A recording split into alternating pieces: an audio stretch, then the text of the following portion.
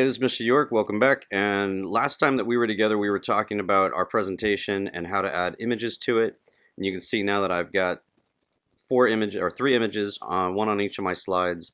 And I even put the credit down here. This one's from Sweetwater. This one's from Metallica. This one is from a really long website that I found. So you never kind of know where you're going to get the best stuff from. Something came up though. It was a little mini lesson on aspect ratio.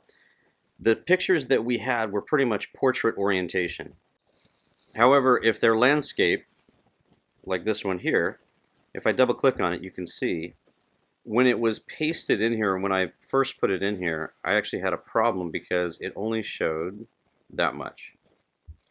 And if that's something that you have a problem with, make sure that you can always double click on it and put it in the correct orientation for that space. It doesn't matter that we have a little space up above and below. The frame itself is still in portrait orientation. You can actually change that by pulling this out and then changing that part. But it doesn't matter because I like where it's at and the size is right, and in that orientation that's as big as I need it anyhow. So we've got our credit down below. We've got all of our information now. The only thing I haven't done is I haven't really changed the backgrounds at all, which is kind of, that's your choice if you decide that you want to do that. Remember that you can come through here. We started off with a background that was gradient and it's one color, but then you can go to every single one of these and change the background. Here it is right here.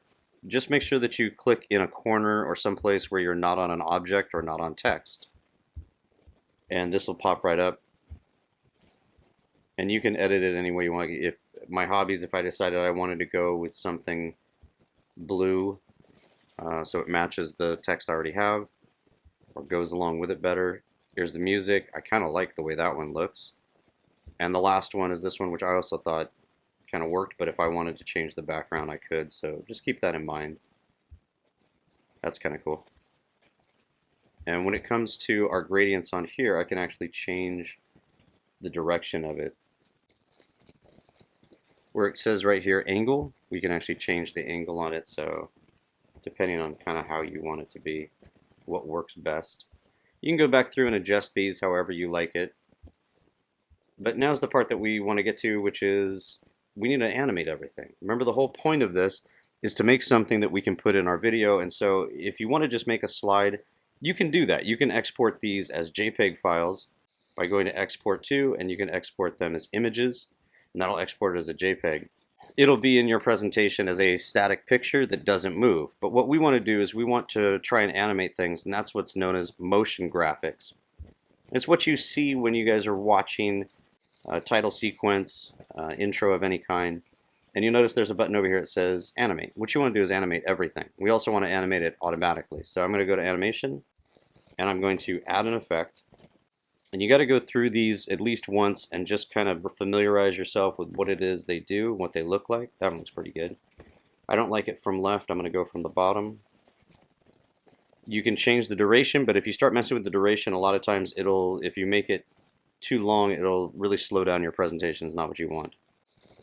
If we change how much it comes in by, you can go from first, instead of going all at once, you can go by paragraph, by highlighted paragraph. And when you hit preview, it'll show you what that does. Right now we have the text and the background behind the text going at the same time. And we want to go through and animate everything. Now you notice I have to click on something first in order to build an effect. If I do the text first, I can change the order of things by coming back and just adding an effect this way. I'm going to have this one fly in from the right. And then we have our picture coming in last. This one will have it move in like that. That's kind of fun with a little bit of bounce.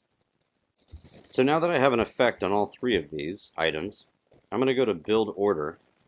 And this is where I can change the order in which things actually move. So what's the one that I want first? I actually want hobbies. And all I have to do is just drag it up here. And now that one's first. Second is the one that says photography. And if I click on it, it's the one that's highlighted so you can see that.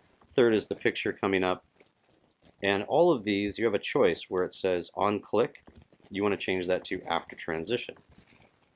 And the second one will say with build 1 or after it. You're going to do after, so they go in order. You'll notice that they'll kind of connect. And the third one, again, I'm going to go after build 2. And now they're all connected. So when I hit preview, this is what we get. Hobbies first, then the text. Oh, I don't like that. So if there's something you don't like, you can actually change it. I'm going to exit out of that. Click on this one, and I didn't like the direction, which was left to right. I'm going to go, let's go top to bottom. See if that looks better. Boom. Yeah, that's much better. And we want to make sure that everything is automatic, so everything's together, so we know that is. And we want to do that to every single slide. But you're not done just because you've animated everything on the slide. You also want to animate the slide itself. So if I go to animate and you see that I have nothing selected, it'll ask me what kind of transition I want, basically. So I'm going to go to here and change it automatic, and then I'm going to look through all of these different effects that we have. Let's start off with confetti. And that's how it'll transition from the previous slide to this one. And you can do the same thing to every slide. See what it says, no transition effect. Let's go droplet. Oh, just drop it in, that's fine. And on click, no, we want it automatically. We're going to do that to everything. So make sure you do that to every slide, and you'll be ready to save correctly so that we can export this as a video. Again, don't forget, when you go to document, this should be 16 by 9. And every time that I work on a slide, I always want to go up and hit File, Save, and make sure I save my changes. Alright, you guys are doing great, and I'll talk to you in the next video.